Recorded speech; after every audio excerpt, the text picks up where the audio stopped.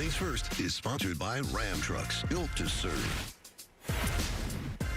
Good Tuesday morning, everyone. This is First Things First. I'm Jenna Wolf alongside Nick Wright, Brandon Marshall, Kevin Wilds. Kevin's still getting dressed, so it's the day of the week. We all sit down at the last minute. No, you look great. We all look great. It's a great day to have a great day. Jenna, don't start the show off with a lie. What? It's okay. Just don't. What are you talking about? You don't need to lie to Kevin. He knows. Where's the lie? You do, but I mean, Kevin knows he's got to get himself together. It's all right. He's the television pro here. He should know these things. I brought Kevin along for the ride. All right, why don't we talk something we all can agree on, like a little Monday Night Football. Little Saints, a little Chargers, and just like that, Saints found themselves down 17 points to the Chargers, but Drew Brees rallied last night, threw a touchdown, ran for a touchdown. And how about the New Orleans Saints just barely sneaking by for the 30-27 overtime win? New Orleans doing it without Michael Thomas last night. He was suspended for punching a teammate during Saturday's practice, but crisis avoided. Yep, as New Orleans still pulled out the win. Here is Drew Brees on the sticky situation with his receiver. I've spoken with Mike. Mike and I talk a lot, both in person in the locker room, through text message. We're always communicating. And so at the end of the day, man, Mike is a big part of this team, and he's going to be a big part of this team, moving forward. There was, we had an incident, and Sean addressed it, and many of the leaders have spoken with Mike as well, and we're going to be all good. All right, Brandon, so the Saints do get the win. They're now tied atop the division at 3-2. That despite what happened with Michael Thomas. So how should Saints fans be feeling this morning? Well, first of all, Nick, I promise you, when we get back in studio and you're within 6 feet, I will never punch you. I may, nudge you, but I will never punch you. I can promise you that. Wilds, I can't promise you that, Wilds. I can't. Oh, that's a bad beat for Kevin.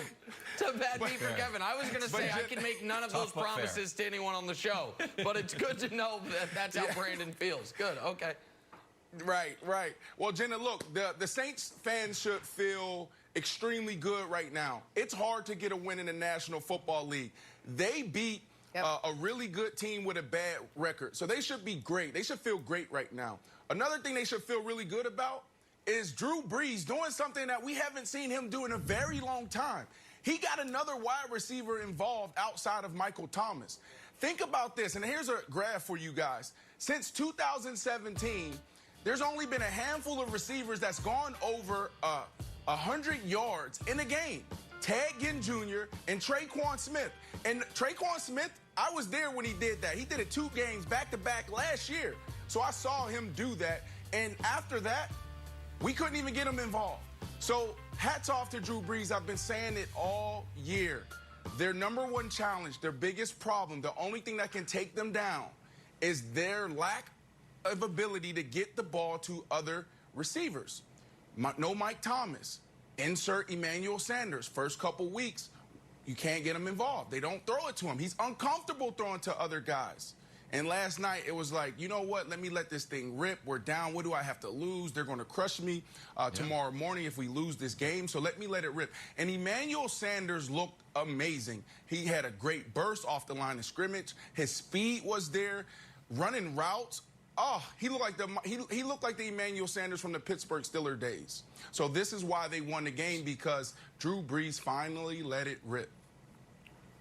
So, it's funny you referenced there at the end, Brandon, the Pittsburgh Steelers, because the only people this morning who maybe should be more nervous than Saints fans, I think, are Steeler fans, your hometown team. Because you look around the landscape of the league, and these old quarterbacks are looking shaky at best. Phillip Rivers, I think, just threw another interception this morning. Tom Brady doesn't know what down it is. Drew Brees, while he rallied late, Drew Brees did not look good yesterday.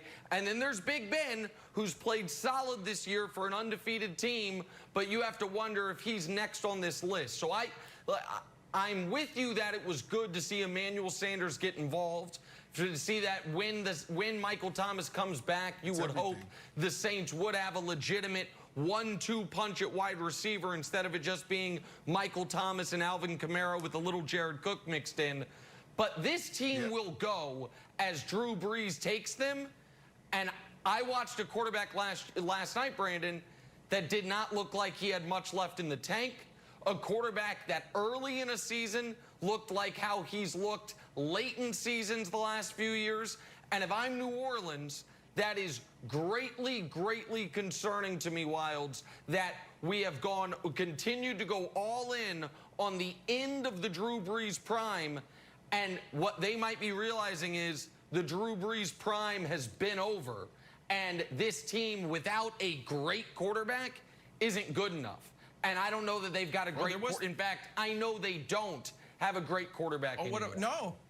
What about the game-saving drive from the other great quarterback, Taysom Hill?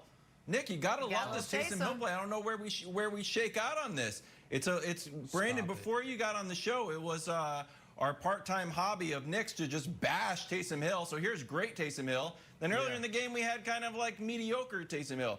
So, Brandon, where do you stand on the way the Saints use Taysom Hill? I kind of dislike it, and then I watch it work, and I'm like, I kind of like it. I'm torn. Natalie Imbruglia reference, early in the morning. Yeah, I love it. Here's 3. Yep, we'll have more of those. Here's the thing about Taysom Hill.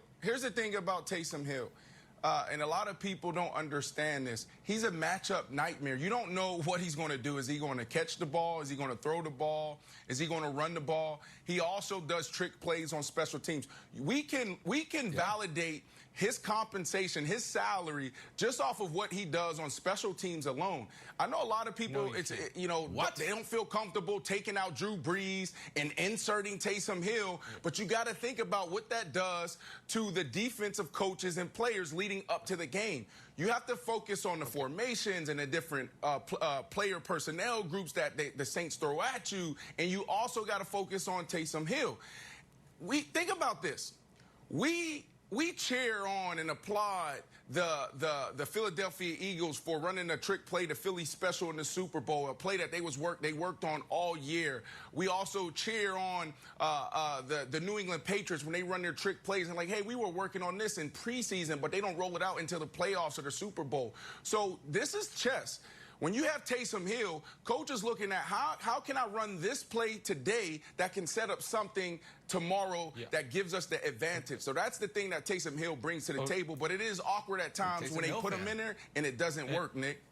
Hold on. Okay, all right. A few things. Okay, Brandon, you mentioned he validates his compensation with what he does in special teams alone. That maybe used to be true. Yeah. But he's on the books for $16 million next year. That's first of all. Second of all, what they did with him at the goal line is exactly how he should be used. Well, let's say 3 for 21. Let's say 3 for 21. Okay. I love how you play with the numbers like he's getting paid. No, I didn't play with the numbers. That's what. Okay, for next 21. year, he's $16 million. Right now, he might still be a bargain, but that bill's coming due. But very quickly, at the goal line, I got no problem with you bringing in a dual threat option. But in every other aspect of their offense, he does nothing for them. Brandon can say you don't know what he's going to do, but I can tell you what he's not going to do. Complete a pass. He's not going to take the ball, throw it, and have someone catch it. So he might do a lot of other things, but what he's not going to do is complete a pass down the field. I mean, the Taysom Hill. All right, but here's the thing. It's too much. You may not like Taysom Hill. Sean Payton loves Taysom Hill, and as long as he does, he's going to be incorporated in a large way or a small way in that Saints offense in some capacity. Like how you love Danny Ainge. Gets fit into the show whether it makes sense or not. It doesn't mean it's good. Is a Hall of Famer. If you want to have a different conversation, we can have that one. Talk some NFC East with Dak out. Can Andy Dalton be the best quarterback in the division? I'm torn. What do I do? Said Natalie Imbruglia.